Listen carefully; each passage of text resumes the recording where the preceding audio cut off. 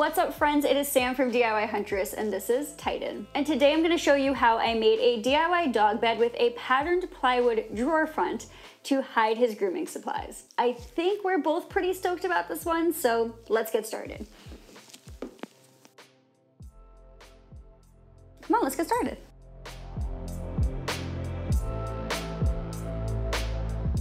Okay, before we get started, full disclosure, I'm pretty sure that I shared a sneak peek of this project back in I don't know, March. And so I'm really excited to finally be able to spill the beans on this project with you guys on my channel today.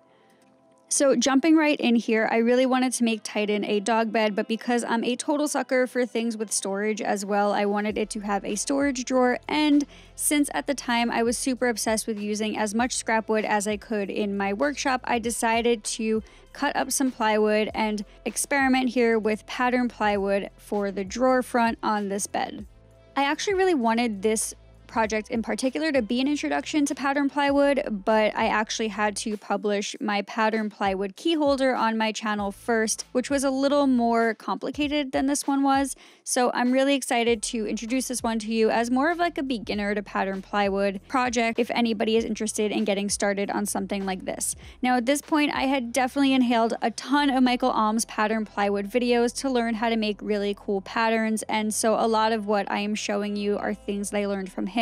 So please go check out his channel because he is actually really epic and makes really cool stuff using pattern plywood. Now obviously to get started here, you just saw that I cut some pretty good quality 3/4 inch birch plywood into strips, and then I glued those strips together to make this solid looking panel that has stripes running all the way across it. But as per usual, you can find all of the measurements for this build on my website by clicking on the link that I posted below this video. Now, if you follow me for a while, you'll know that I am a total sucker for chevron patterns and anything with really cool angles in it, and that's what I ended up deciding I wanted to do with the drawer front on Titan's dog bed. So after waiting a full day for this panel to dry, I then ran it through my planer to remove any of the excess glue. If you don't have a planer, you can do this with a chisel or a sander. It just takes a little longer. I wanted to try to get this done as fast as possible, so the planer was the best option. At this point, I had to start cutting my panel into strips that I could glue up into a chevron pattern, and in order to do this, I set the miter gauge on my table saw to 45 degrees and then cut that panel into strips at 45 degrees. There was a lot of excess waste here because I just didn't glue this panel up in a way that made sense for this cut, but I did do a better job of that on my pattern plywood key holder project, which you can check out on my channel. Obviously, I learned the hard way the first time, and then for that project, I did much better. As per the incredible advice from Michael Alm, the best way to get a chevron pattern when working with plywood is to basically flip every other piece so that it forms these little arrow-looking patterns, which are awesome. And I decided to do this with a couple of different strips to make a wider piece of plywood that I was going to use as the drawer front on the dog bed.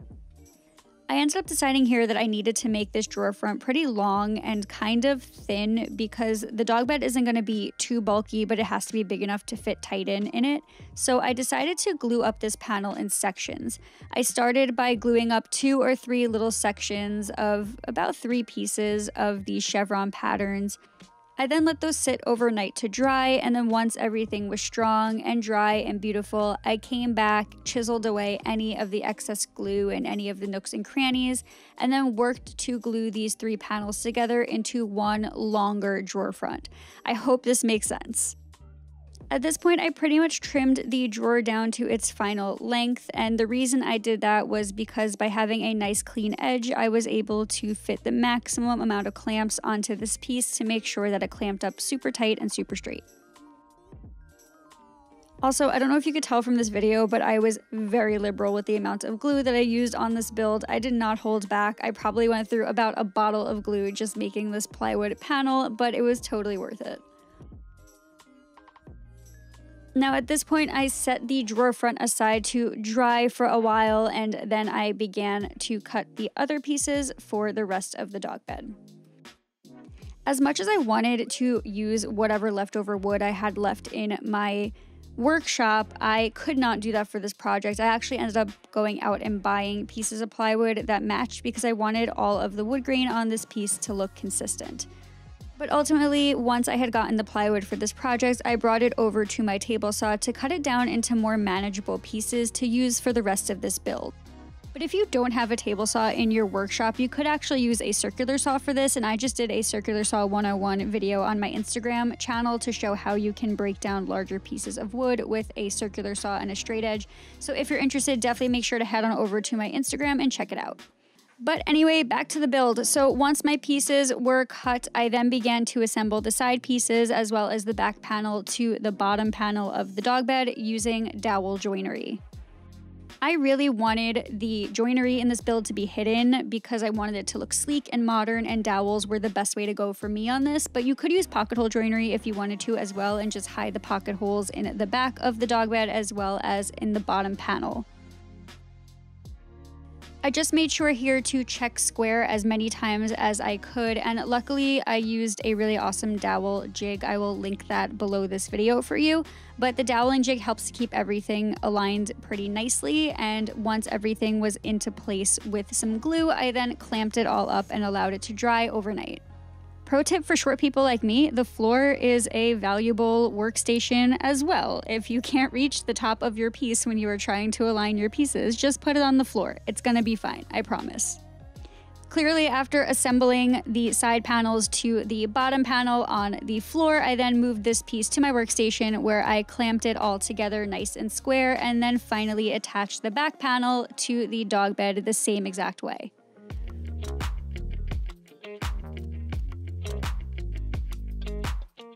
At this point, I then set the dog bed aside to dry for the night and came back the next day to remove the clamps and prepare the dog bed for some finishing touches.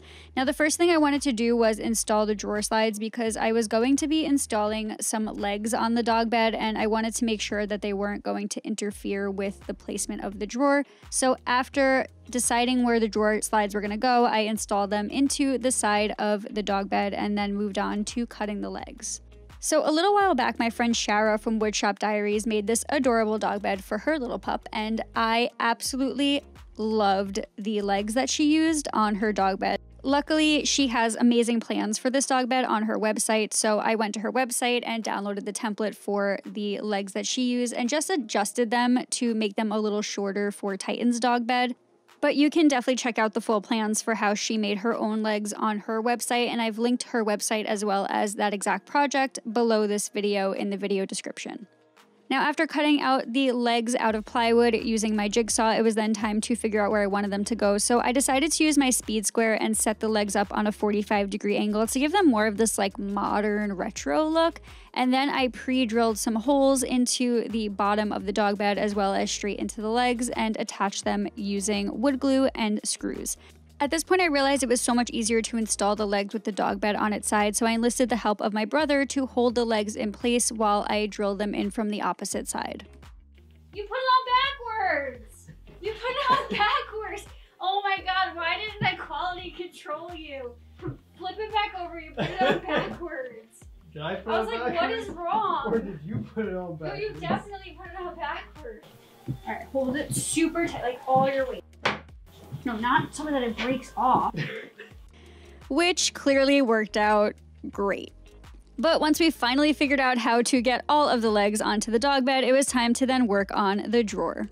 So to get started on the drawer assembly, I was actually able to use a scrap piece of 3/4 inch plywood, which made me very happy, and I was able to rip all of the pieces I needed for my drawer box to their final width on my table saw, and then I cut them down to their final size on my miter saw. Now again, if you don't have these tools, you could definitely do this with a circular saw as well. I then decided instead of attaching the bottom of the drawer directly to the bottom of the drawer box pieces that I wanted to cut a groove into each one of these pieces to fit the 1/4 inch piece of plywood into the drawers and to just reinforce it a little more. Okay, so you know when you're watching a sports game and you are super stoked and you're prematurely celebrating the fact that your team is totally going to win the game, and then in the last 10 seconds of the game your team actually loses. Yeah, that's how I'm feeling right now, watching myself celebrate the fact that this drawer box was coming together so nicely, because I ended up totally screwing up the drawer, and I'm going to show you that in a little bit. Now, even though I messed up the measurements, assembly actually ran pretty smoothly, and basically I just pre-drilled some holes and used my countersink bit to attach all of the drawer box pieces together with wood glue and with screws.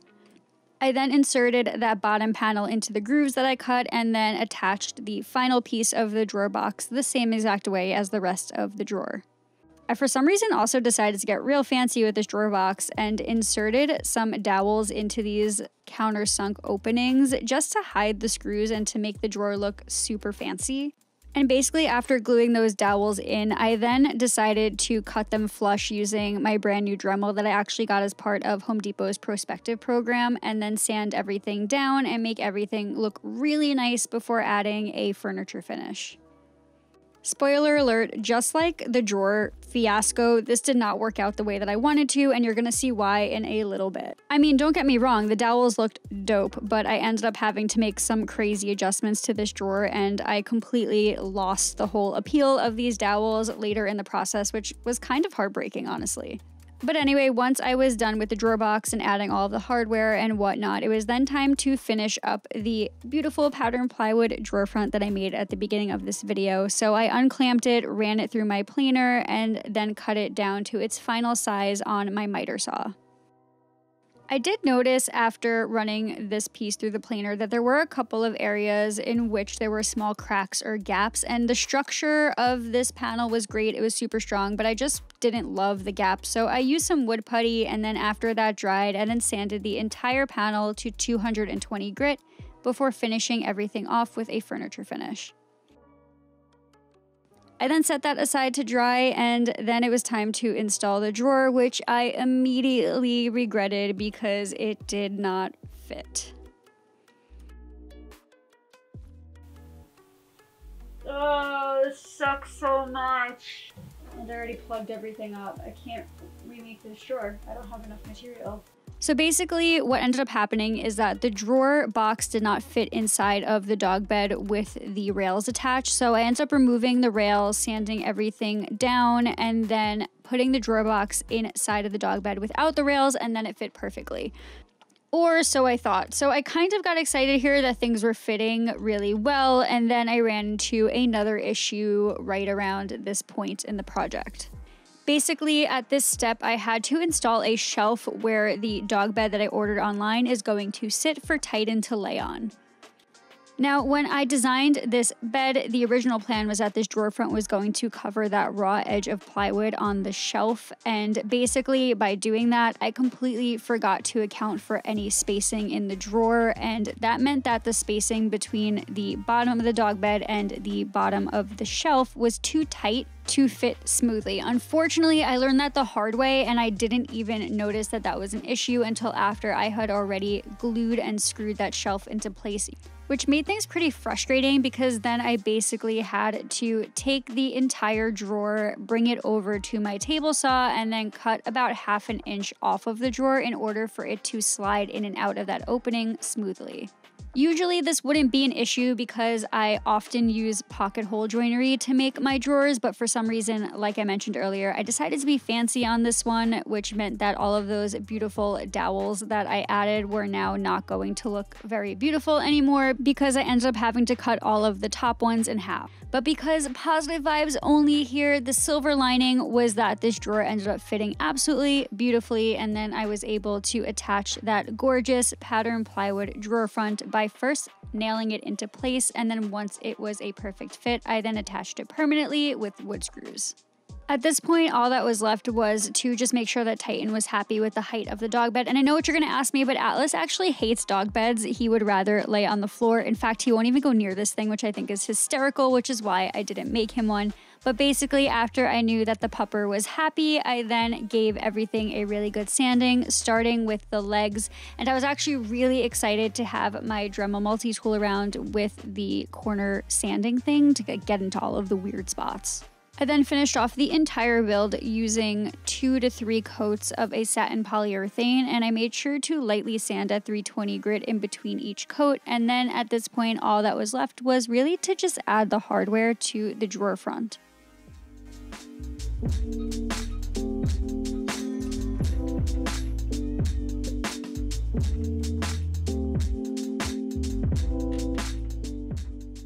And if you can't tell from my happy dancing, I was so excited with the way this thing turned out, and all that was left was to add the cushion to the top and then allow Titan to just do his thing.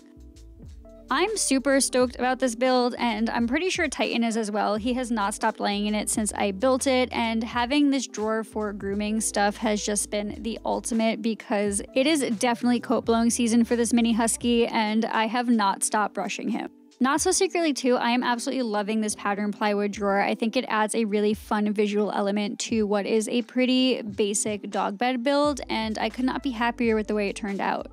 I really hope that you guys enjoyed this DIY dog bed build as much as I did and as much as Titan did. As always, thank you so much for watching and for all of the love. I do hope that you will subscribe to my channel for more projects very soon. But until next time, friends, happy DIYing.